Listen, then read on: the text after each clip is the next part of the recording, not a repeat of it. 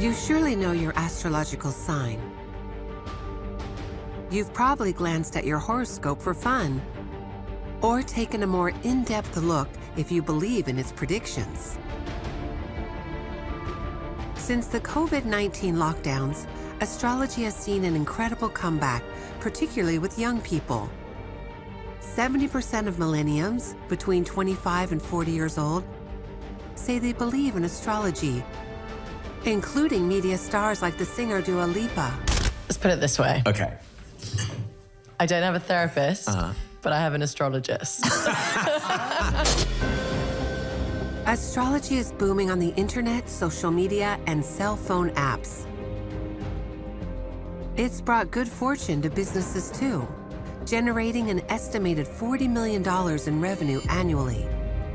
But can we really trust the stars to better understand ourselves, to discover our destiny, or to find our soulmate, as portrayed in the reality show Cosmic Love? We met with some astrologers to understand the assumptions behind astrology and how the stars might influence human beings. As above, so below is the axiom of astrology. Each planet represents a different part of your being. Some people say doing astrology can be a science because you've got the rules of interpretation which you can follow. So does astrology provide a level of vitality, connection, and thriving in the person's life who employs it? That's all we need to worry about. We interviewed historians to find out when astrology first appeared. For how long have we consulted the stars to make decisions, and how much has astrology influenced historical events? All Roman emperors used astrologers at one point or another. In the early modern Europe, about 1 in 3 families had access to a prognostication. What do scientists think of the techniques used in astrology, considered the queen of sciences in ancient times? Astrologers don't bother to question the foundations of their methods. They adhere to old age practices. Our forefathers decided it thus, and we shall follow them. But today, astrology no longer follows the actual positions of the zodiac constellations, totally distorting the horoscope calendar. So, why are so many people still receptive to its predictions? It's the desire to know where you're at, to believe the stars are telling you something you can identify with. We call it selection bias.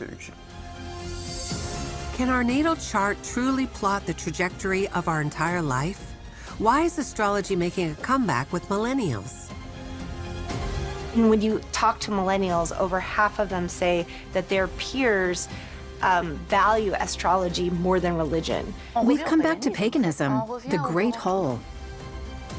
Astrologers, scientists, historians, sociologists, through different voices and different points of view, we attempt to answer the question: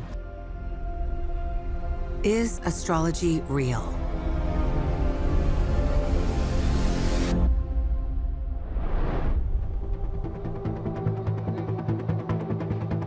But first of all, what is astrology?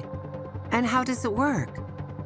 To find out more about this universe, we head to New York to meet Rebecca Gordon, one of America's leading astrologers. Rebecca will help us to understand one fundamental element: our natal chart. A natal chart is a snapshot of the sky at the exact moment you were born. Every natal chart is completely unique. The sky in the entire history of the universe will never, ever be in the same shape it is at the exact time you were born. A natal chart is far more complex than a horoscope. To create this kind of cosmic identity card, an astrologer needs to know your date, exact time, and place of birth. Let's take the case of someone born on January 16, 1987 at 4:15 a.m. in Paris. With this data, Rebecca can find out several important pieces of information. First, she draws a line from your birthplace on Earth towards the sun and sees where in the zodiac this line ends. The Zodiac is a band of 12 constellations of stars that revolve around our solar system. In the present case, this line points to the constellation of Capricorn, so Capricorn is the sun sign of our subject. The sun sign is, say, when somebody says to you, say, are you an Aries? Are you a Virgo? What they're really saying is the sun appeared to be in the sign of Aries when you were born. Astrologers use a method that dates back thousands of years. The next step is to determine the ascendant sign. To do so, they must identify the constellation that was rising on the horizon at the exact moment our subject was born, using tables called ephemerides, which list the movements of stars and planets. On January 16th at 4:15 a.m. in Paris, the constellation of Scorpio was rising. Therefore, our subject's ascendant is Scorpio. The ascendant, otherwise known as the rising sign, imbues upon you a certain field of energy. So, for example, if you were a Leo rising, that sign of Leo would color your life. Rebecca then places the planets in your natal chart in the exact position they occupied in the solar system at the time you were born. In astrology, each of the planets represents an aspect of our personality. The natal chart is a snapshot of the sky at the exact moment you were born. As above, so below is the axiom of astrology. And we can look at the planets as all parts of you. Each planet represents a different part of your being. The sun, which is the center of the solar system, is perhaps the main character in your play. The sun represents your ego. Venus represents the heart, your love. The moon represents your emotional body. Mars represents your power and your drive. I should add that Mercury, the planet of communication, is the conductor of the orchestra. And this pertains to the way that you speak, how you write, your intonation. That is Mercury. The planets that are closest to the sun resonate more intimately with the aspects of your personality. Once the planets are placed, astrologers add elements to refine the meanings of each celestial body in your natal chart. They start with the houses. The sky is divided into 12 equal parts, numbered counterclockwise, starting from the ascendant. Each part is a house representing a specific area of our life: health, money, family, professional life. These houses shed more light on the planets located within them. The planets are most important. In fact, the signs and the houses that they are positioned in is so unique to who you are, your personality. Now, each planet represents a certain part of your being, and the sign and the house it shows up in your chart will modify the nature of that planet. Astrologers examine the angles formed between the various celestial bodies. These relationships, that they call aspects, enable them to perform a more detailed reading of the planet's influence on our personality. The aspects are a key element in astrology.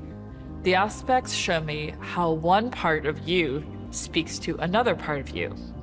The aspects in astrology symbolize the paths in which the planets speak to each other. So as astrologers, we see the chart, and the chart tells us a story, but it's important that we as astrologers engage with our client and understand how they are meeting the dynamics of their birth sky. The natal chart is now complete. For astrologers, it is a vital tool.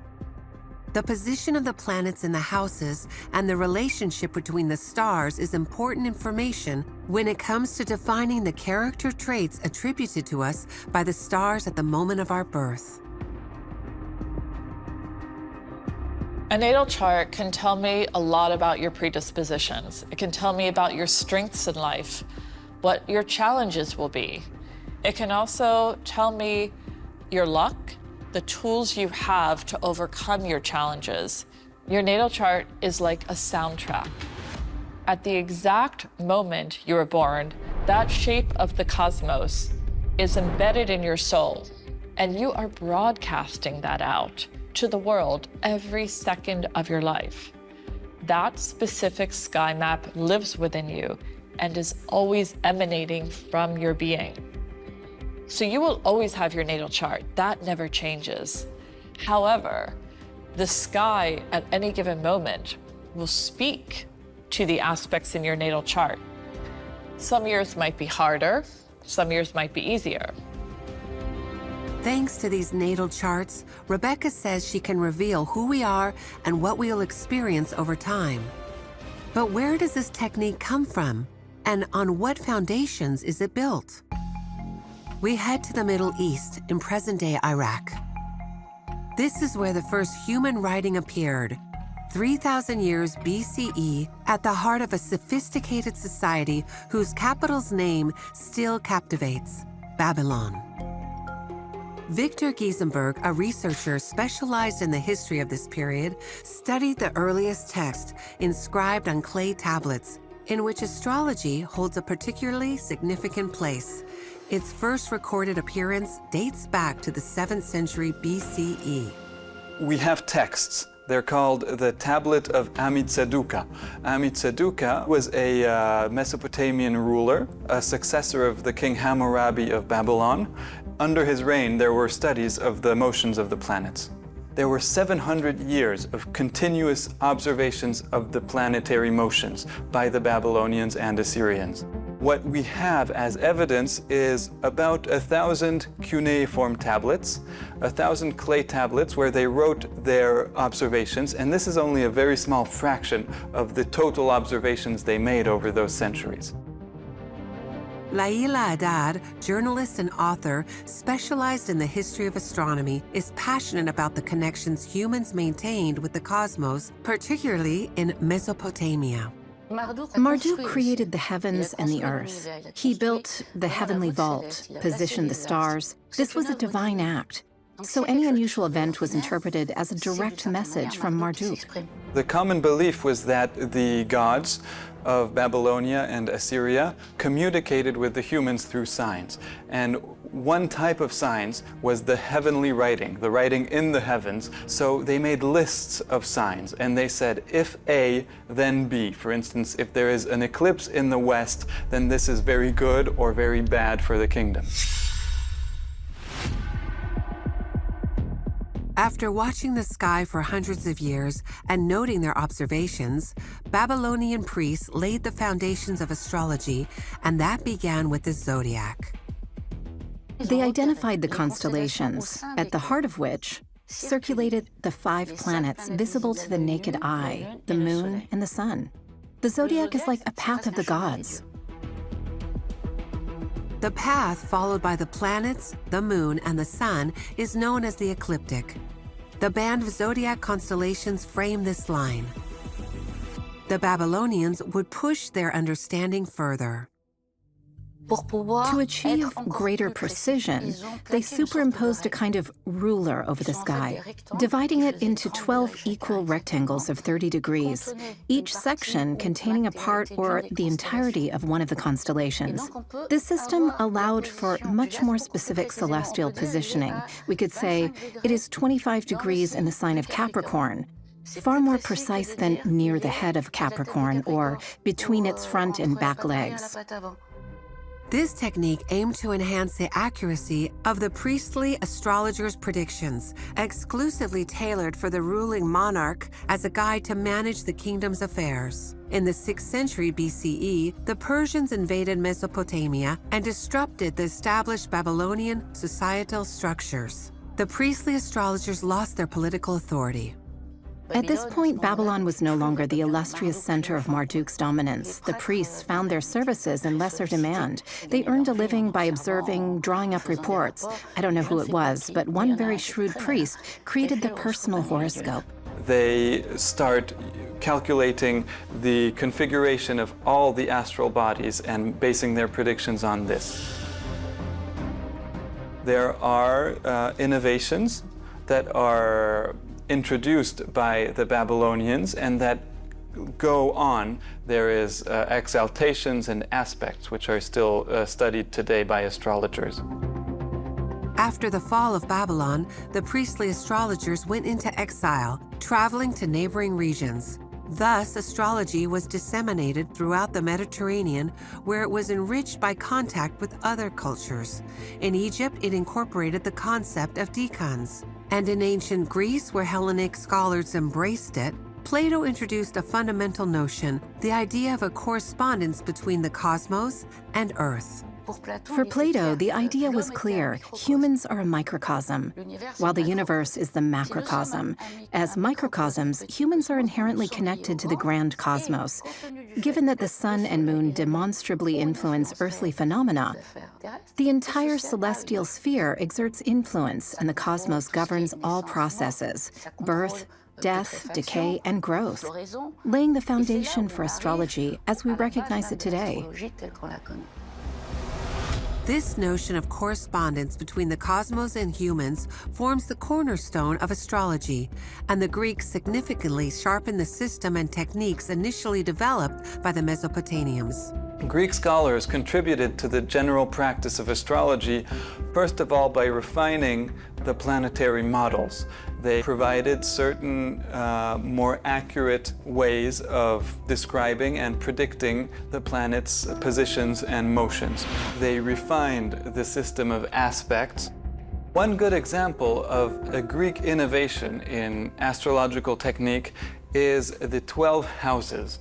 These do not appear before Greek texts. It's a system of 12 places along the zodiac where the planets have a stronger influence or a special influence. No one fully understands the origins of the astrological technique of houses. It appears for the first time in a text that is still significant for astrology today. Tetrabiblos by Claudius Ptolemy that consolidates all Greek astrological knowledge. Tetrabiblos is certainly a contribution of the Greeks, that they provided a system that was more consistent. This is why he had such long-lasting influence. At this point, the techniques and foundations of Western astrology were firmly established. Astrologers no longer had priestly roles, and their predictions were no longer reserved exclusively for kings and the powerful. Astrology was used for major life events by private individuals. A major life event could be the birth of a child, it could be the decision to marry someone, it could be a business undertaking.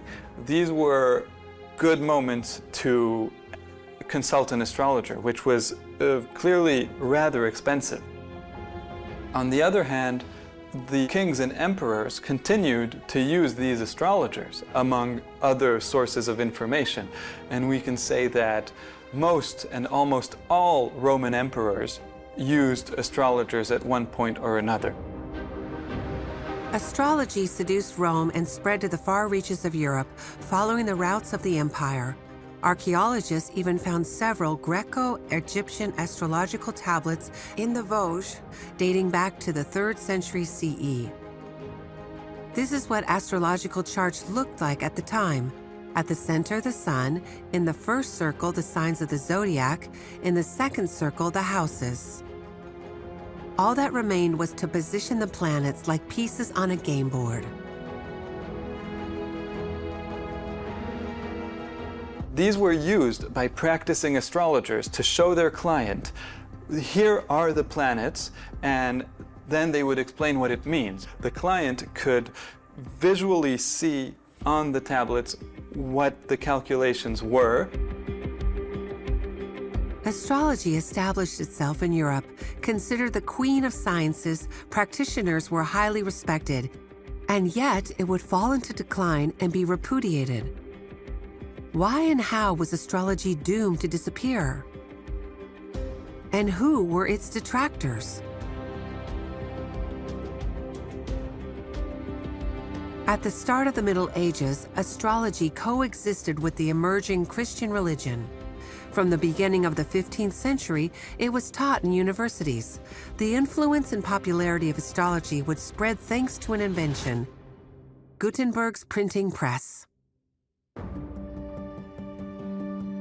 Steven van den Broek, a professor specializing in 16th and 17th century history at Ghent University in Belgium, has delved into the immense popularity of astrology during this era. Annual predictions were sold as much to public officials as to private individuals. About 1 in 4 to 1 in 3 families had access to a prognostication. So this was very widely distributed. Astrology existed in nearly every household and also in all royal courts. Astrologers were respected scholars who had mastered math, astronomy, and often medicine, like one of the most well-known figures even today, Nostradamus. We know that when Nostradamus' career as an astrological practitioner takes off in the 1550s in Provence, we know that it does so because he is issuing these almanacs and these prognostications. He adds these little refrains, these quatrains. Nostradamus was exceptionally well regarded, at least in the 1550s, early 1560s, at the French court. So Nostradamus is a very good example of how you can cross that boundary and how you can play with that boundary between prognostication on the one hand and prophecy, inspired prophecy on the other hand. Of course, this is also a very dangerous game to play, all right? Who exactly is inspiring you? Is it God or is it a demon? Astrology was at its peak, yet within 50 years, it would fall into decline.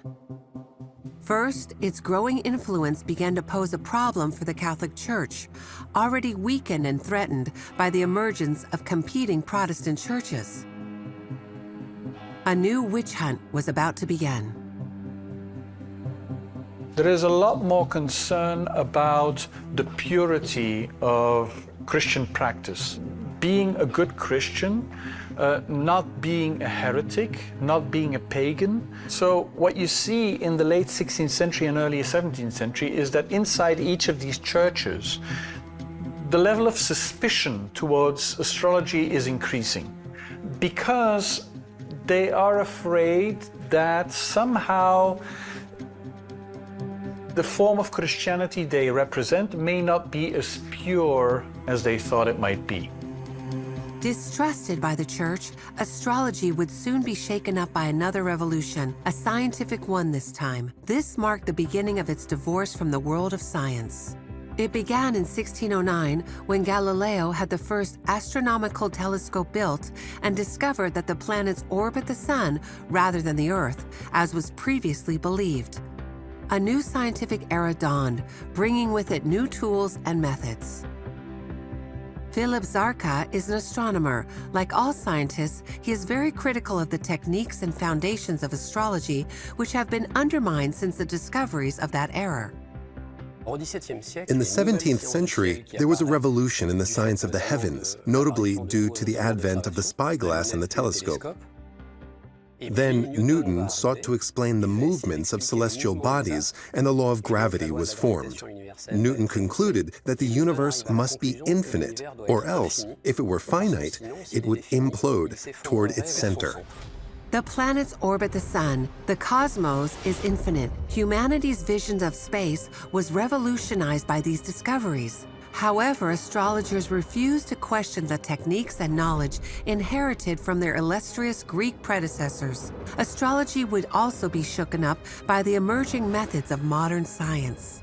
In the 17th century, a new way of doing science emerged, starting with facts and establishing laws, deductions, and observations from them. This totally opposed the method of astrological practice, which assumed that the movement of celestial bodies, in particular the planets, the moon, and the sun, governed earthly events and human psychology. Astrology almost never tried to test its predictions or check whether they were contradicted or disproven by facts. With these new scientific criteria, astrology was no longer considered an exact science. And the astrologer's sky, inherited from the scholars of ancient times, had nothing in common with that of modern astronomers. There are constellations used to navigate the sky. Astronomers have identified 88 of them across the entire heavenly vault. Astrologers focus on 12, all within the Zodiac band. In reality, there aren't 12 but 13 constellations, the 13th being Ophiuchus, also known as the Serpent Bearer. The decision to exclude Ophiuchus was made by Mesopotamian priests at the beginning of astrology. The intention was perhaps to simplify things or to align the zodiac with the 12 annual lunar phases. But this isn't the only deviation astrology made from the actual positions of the stars. We should also note that these constellations have very diverse widths throughout the zodiac. Some span barely 10 degrees, others over 50 or 60 degrees. This difference in width has a significant impact on the amount of time the sun really spends in each of the zodiac's constellations, and consequently on the duration of our sun signs. The wider a constellation, the longer the sun remains within it. Conversely, the narrower a constellation, the shorter the time the sun spends there. Here are the true widths of the zodiac constellations. Some constellations are very small, such as Scorpio, which is actually behind the sun for only 9 days. Others are much larger, like Virgo, which spends 44 days there. Lastly, an important factor not taken into account by astrology, the shift of the zodiac constellations caused by the movement of the Earth's axis. And there's another, more complicated issue. They had to define a reference point, preferably within the zodiac band. The reference point used in a specific moment when Earth's axis of rotation is perpendicular to the direction of the sun. This only happens twice a year, during the spring equinox and the autumn equinox. By convention, the spring equinox was chosen as the starting point for the zodiac signs. At the time this system was established, the spring equinox coincided with the beginning of the constellation Aries. As a result, the zodiac was divided into 12 signs, starting with Aries, followed by the next constellation, Pisces, Aquarius, and so on. That would all be fine and would never change if the Earth were a perfect sphere. But it isn't, and because of the forces of the tidal forces exerted by the sun and the moon on the Earth, there is a tidal bulge at the equator, the equatorial bulge. The gravitational forces of the sun and the moon always pull this bulge back into the plane of Earth's orbit. This causes the Earth's rotational axis to move like a spinning top. This spinning motion causes a slow shift in the positions of the zodiac constellations. This phenomenon is called the precession of the equinoxes. Approximately every 2,000 years, the spring equinox shifts back to the previous constellation. This means that today, 3,000 to 4,000 years after the beginnings of astrology, the starting point of the zodiac, originally at the beginning of the constellation of Aries, is now crossing Pisces and will soon enter Aquarius. As a result, the zodiac signs no longer correspond to their original background constellations. Today, at the time of the spring equinox, it is actually the constellation of Pisces that is behind the sun. However, for astrologers, it is still considered to be the sign of Aries. This is because they established the zodiac signs according to the seasons, not the actual positions of the constellations. Astrologers chose to adopt an idealized zodiac, fixed and unchanging over time. This means that the seasons will always align with the same zodiac signs. Thus, astrologers embraced a kind of divorce from the real planets, constellations, and stars that form the actual night sky. If astrology were based on the actual positions of the stars, taking into account the exact size of the zodiac constellations, including Ophiuchus, and considering the shift caused by the precession of the equinoxes, this is what the true solar sign calendar would look like. Your sign is probably not the one you thought it was.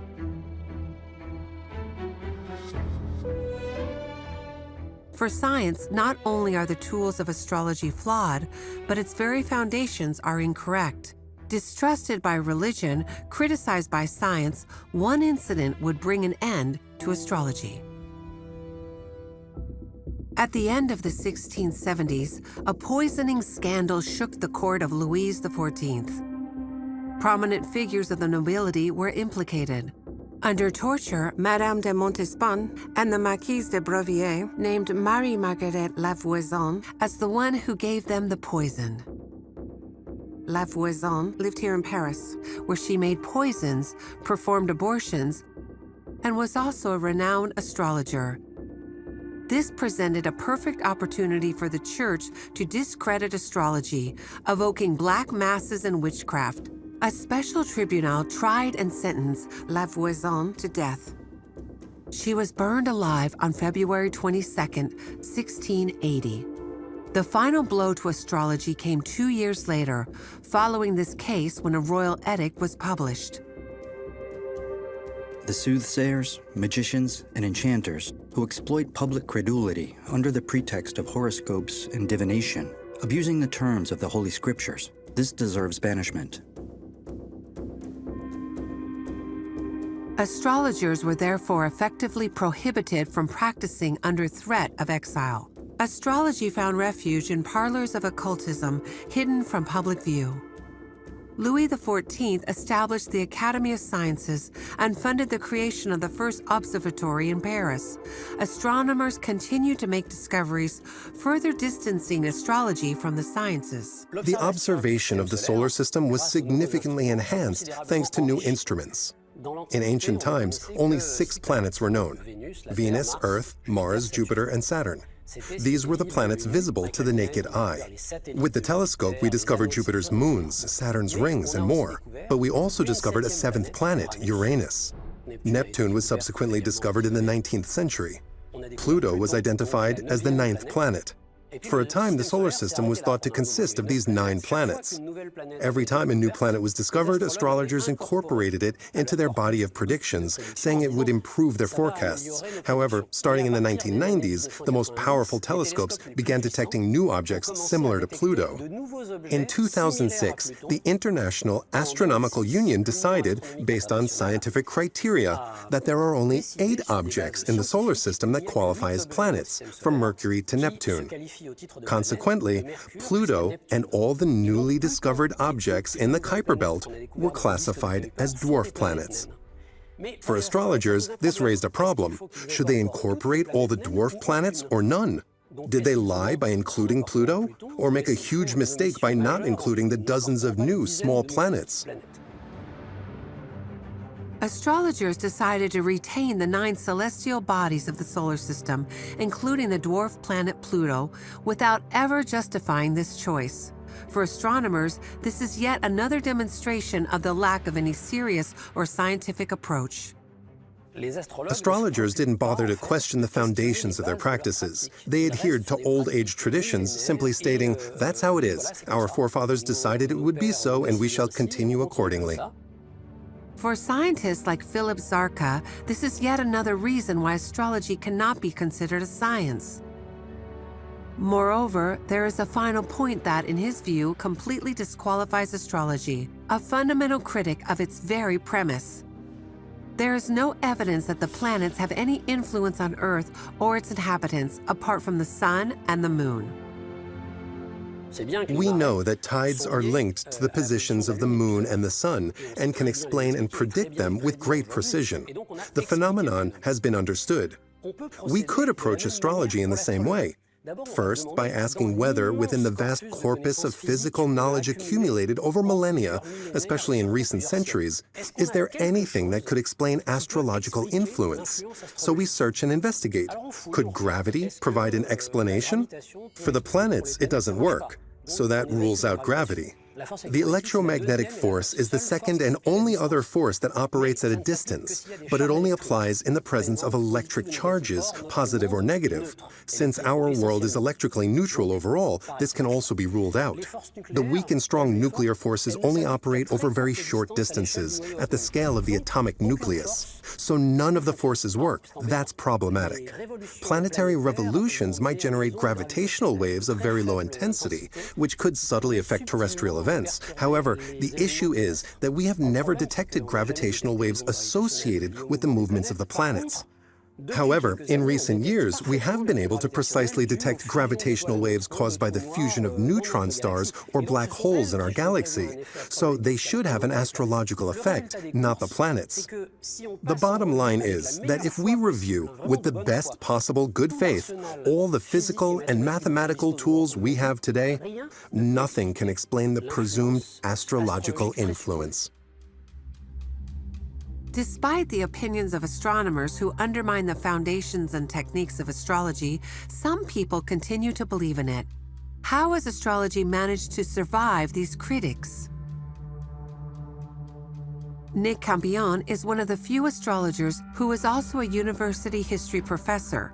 For him, the sophisticated and ancient techniques of astrology are valuable knowledge that remains relevant. It's a matter of perspective. If we look at whether astrology is a science or not, then we have a problem with the word science. So, a science can be a discipline with its own rules. So, horse racing can be a science. Playing cards can be a science. And in that sense, some people say doing astrology can be a science because you've got the rules of interpretation which you can follow. There was a major change of technique in 19th century England that saw a huge revolution in astrology. Alan Leo, an astrologer, developed a new concept, a horoscope based solely on the sun sign. Alan Leo was one of a number of astrologers who argued very strongly for the importance of the sun sign. He incorporates early astrology, but then he adds lots and lots of information that's basically about your soul tendencies. Alan Leo associated different sun signs with psychological profiles and specific personality traits. He also believed that by focusing solely on the sun and its movements, reliable predictions could be made for each sign. This was an extreme simplification of astrology, but one that also had very practical advantages. First, everyone knows their sun sign. And this simplified form of astrology would become a huge success in a new medium that emerged at the beginning of the 20th century, the daily press. On August 21, 1930, the British newspaper Sunday Express published the sun sign horoscope of Princess Margaret. The public was captivated and eager for more. The rest of the press followed suit. In France, Parissois and Marie Claire published their first horoscopes in 1931. You read these 40 words, which somehow seem strangely meaningful for you. What they do is they connect you to your birth, they connect you to the Zodiac. For scientists like Daniel Kuntz, who has written several books criticizing astrology, we are seduced by our horoscope for other reasons, manipulated by our brains without realizing it. This is called selection bias. We spontaneously eliminate what doesn't suit us. And when, on the other hand, something aligns with our idea of ourselves or a situation, we remember it.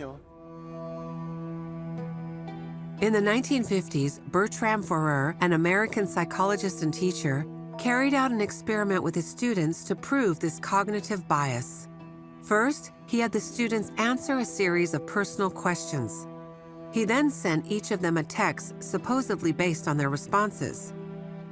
In reality, it was the same text for everyone, constructed using excerpts from horoscopes that Mr. Forer had compiled. Here is an excerpt from the text. You need to be loved and admired, yet you are critical of yourself. You do have weak points in your personality, but usually manage to overcome these. They were asked to rate it from 0 to 5, with 0 meaning they didn't recognize themselves in the description, and 5 meaning they strongly agreed. The average rating for the 20 students was 4.3. That's huge. This effect of selection is not the only cognitive bias at play in convincing us of the truth of astrology. There are also what are called self-fulfilling prophecies. If you're told you'll meet a dark-haired man with blue eyes, You'll be interested in dark-haired men with blue eyes. Despite yourself, you'll act in such a way that these predictions can come true. Such a prediction can really harm people. I read in my horoscope this morning, risk of accident. So all day, I was like this with the steering wheel, looking right and left. Nothing. I thought perhaps I got it wrong. Just as I flicked through the paper on the seat to check, it happened. Despite everything, horoscopes continue to attract the public and thus readers. After the war, almost all daily newspapers featured horoscopes, sign by sign as we know them today. The success would revive some scientists' interest in astrology. If we can't identify the cause of the stars' influence on mankind, can we measure its effects? In the 1950s, this question would stimulate the research of a French statistician, Michel Gougelin. The researchers selected hundreds of personalities, all well known in their fields: politicians, actors, sculptors, scientists, and athletes. He created a birth chart for each of them and observed the positions of the planets, which he organized into tables. In the end, it would appear that certain planets do occupy specific positions depending on the profession, with Jupiter being prominent among actors, Saturn among scientists, and Mars among athletes. For Gougelin, his study proved that there is a link between the position of the stars at the time of an individual's birth and their success in a particular field. This was therefore proof of the validity of astrology. His conclusions had a bombshell effect in the world of science. The astronomical community was taken aback. This was surprising coming from a scientist. He may have wanted to show something extraordinary, but extraordinary claims require extraordinary evidence. Scientists embarked on a series of counter-experiments following Gougelin's method to retest his study. These were sometimes fueled by a genuine desire to disprove his findings. Jean Rostand, a prominent figure in science, famously declared at the time, "If statistics prove astrology, I will no longer believe in statistics." Nothing pleases a scientist more without malicious intent than discovering a fact or observation that will destroy the theory of a rival, so to speak, or a colleague. 3 counter-investigations would follow one another over nearly 30 years to test and retest Gougelin's work. In the end, scientists concluded that Gougelin made a mistake by excluding data that did not support his hypothesis. It was proven that there had been data selection. Data that didn't fit the framework was discarded for reasons that were not objectively valid. Some results were shelved, minimized, or hidden. These conclusions were published at the start of the 1990s, but Michel Gougelin wasn't able to defend himself. He had died by suicide 10 years earlier. Another scientist, Suzel Fizou-Bresch, embarked on a statistical study, this time based on twins. According to astrology, being born in the same place within a few minutes of each other should have an impact on personality. Let's take the case once more of a person born in Paris on January 16, 1987 at 4:15 a.m. Imagine they had a twin born 20 minutes later. We asked Rebecca to create their astrological chart. In those few minutes, the moon and Jupiter changed houses, which would have consequences on the character of this twin. And we can see that Jupiter changed house and you moved into the 4th house. So there's clearly differences. And even though these are both twins, being born about 20 minutes apart will change the entire patterning of life events for each individual.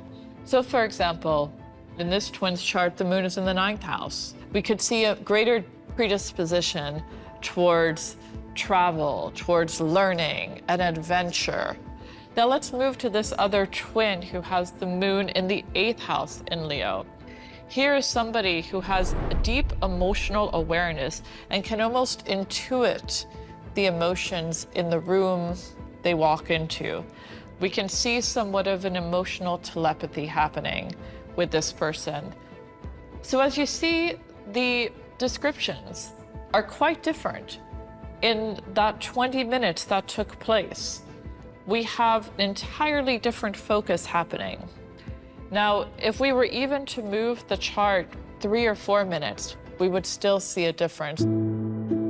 With this in mind, Suzelle Fivou-Bresch studied 251 pairs of twins, creating their birth charts. Based on this, she made a portrait of each twin, which she then presented anonymously to their parents. In 66% of the cases, the parents identified the correct portrait of their child. For the scientists, this was proof of the relevance of astrology. On March 5, 1992, she published her study entitled La Preuve par Dieu. What greatly alarmed scientists was that she relied heavily on Gauquelin's work, even though, at this point, it was indisputable for any scientist who understood the matter that those statistics had already been questioned and invalidated. Therefore, it seems there was a remarkable lack of caution in her approach. For scientists, these studies don't in any way change their opinion of astrology. Following the analysis of causes and effects, we can now say that there is no scientific basis for the practice of astrology. As for astrologers, the rejection of these studies, particularly Gauquelin's, left them with a bitter taste. It was a scientism, right? So scientism is the ideology that says that whatever scientists say is true and much better and more true than whatever non-scientists say. And it's just an ideology. It was the final round with exact sciences. By the late 1960s, astrology shifted to the realm of psychology and symbolism. It experienced a resurgence in popularity with the hippie movement and the New Age, no longer predicting the future, but becoming a life coach, a tool for making decisions. In France in the 1980s, astrology was part of everyday life, in the press, on the radio with Madame Soleil, also at the Élysée Palace, where Elisabeth Tissé advised François Mitterrand.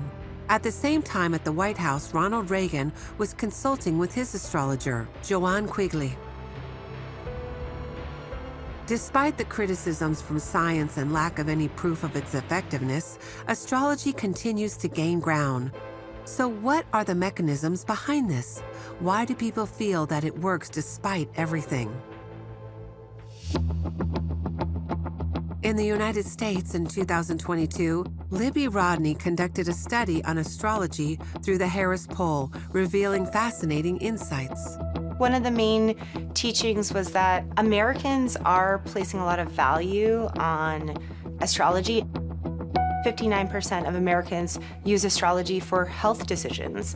Another 57% use astrology for relationships, and 40% are using astrology for life choices and career choices. So astrology is kind of on the main stage when it comes to navigating one's life in America today.